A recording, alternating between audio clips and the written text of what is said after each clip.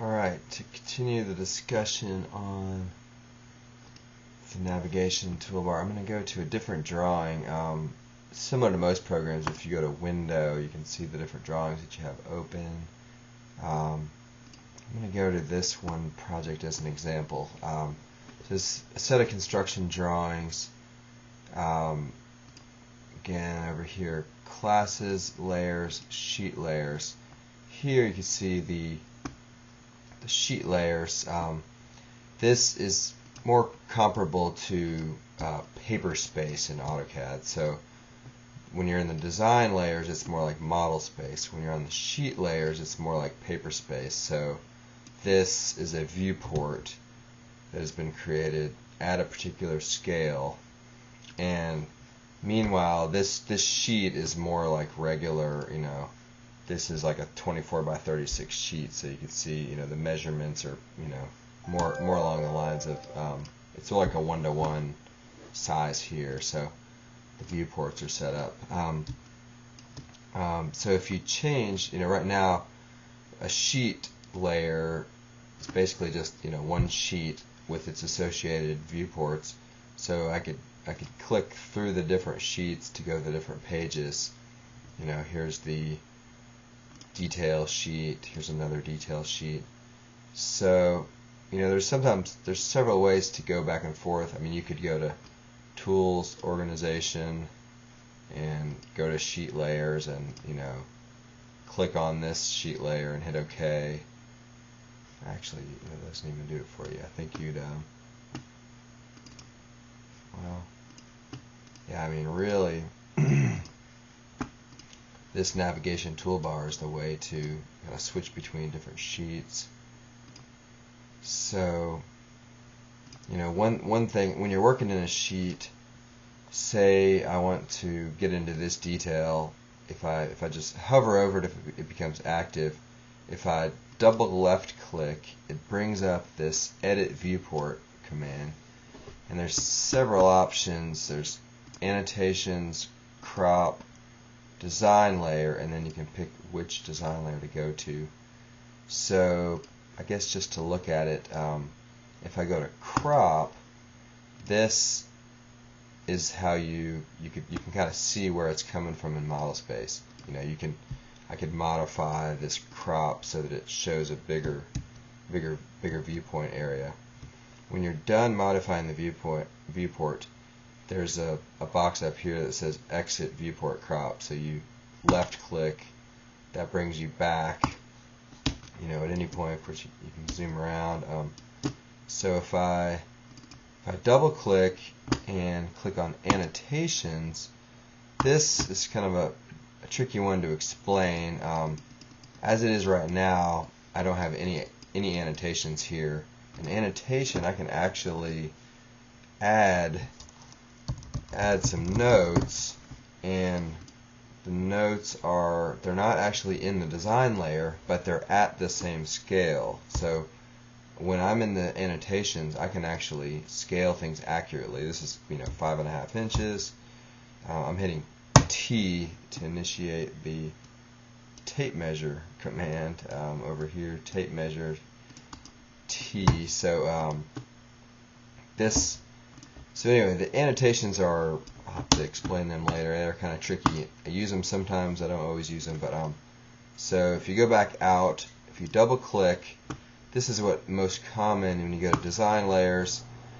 It will show you these are the two layers, design layers, that are within this viewport. So if I want to basically jump into the viewport, here I am, now I'm actually in like the model space, which is basically means I'm on a design layer. In this case, it's this 3/4 inch scale drawing. So here I can get in and I can really modify and draw and work on the detail. And here again, if I click on Return to Viewport, it will bring me back out. So there's several ways. For instance, here I actually kind of jumped through the viewport to get to the design layer to actually work on it. Another way to get to it is if you just go to design layers, and if I was to just click the check mark on 3/4 scale, you could see it automatically took me to the design layers. But so I don't know, I'd have to find out where that detail is. I have to kind of look around for it. And actually, it turns out that that detail is kind of way over here. So you could see that going through the viewports is sometimes a better way to go. And now, to get back to that sheet, I'd have to go back to sheet layers, and then check mark would take me back. One command I use a lot is Command 4, and that zooms. Basically, what it is it's zoom. Here it is, fit to page area. Command 4. So I use that a lot. Like if you automatically want to come to the sheet layers, but you want to know where you are, if you hit Command 4, it takes you to the, basically zooms you to the print screen area. Let's see here. Let's see. Once you get inside the design layers, there's a couple things that are kind of important. If you're drawing some objects, let's say I make the 3/16 class as my active class, and I draw a couple of different lines. Right now, of course, these are all just individual lines. I'm going to hit the S.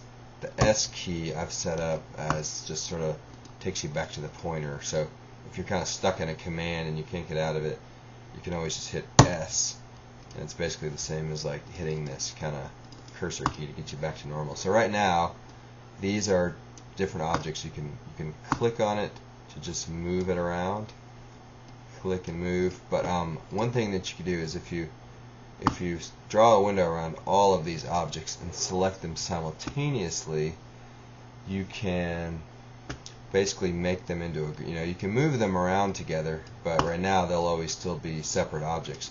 But if you take them and you hit Command G, which is basically edit, let's see, modify, create group. Here it is, create group, Command G. So I just use the quick key Command G for creating a group, and here actually ungroup, Command U. So Command G creates a group, Command U ungroups it, and so I use those a lot. But one thing to really pay attention to, right now, this, if I select it, you can see that this is on the 3/16 class. But if I happen to be, if I'm on a different class, like usually what I do is I try to select the group class. If I select all these objects and I hit Command G, this group is actually on the group class.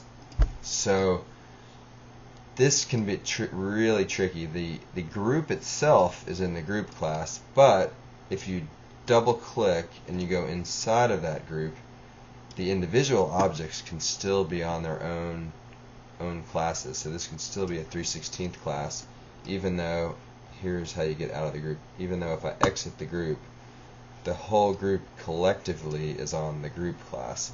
It's part of the reason why I've created the group class, because whenever I make a group, I try to be on the group class.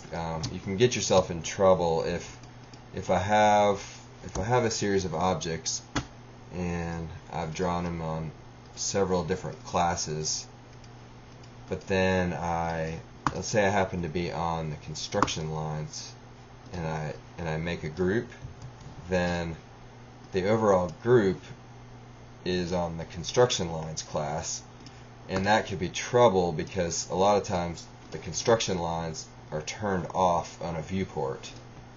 So if you made a group and your active class was construction lines, then even though the individual objects are on normal visible classes, when the group itself is on construction lines, then here's an example. If I turn that off, all of those objects will disappear. If I turn the visibility off, they will all disappear, even though their internal attributes are a separate class. So the best thing to do is just pay close attention to what class you're on when you make a group, and always, try to make it on the group class. That is probably enough for now.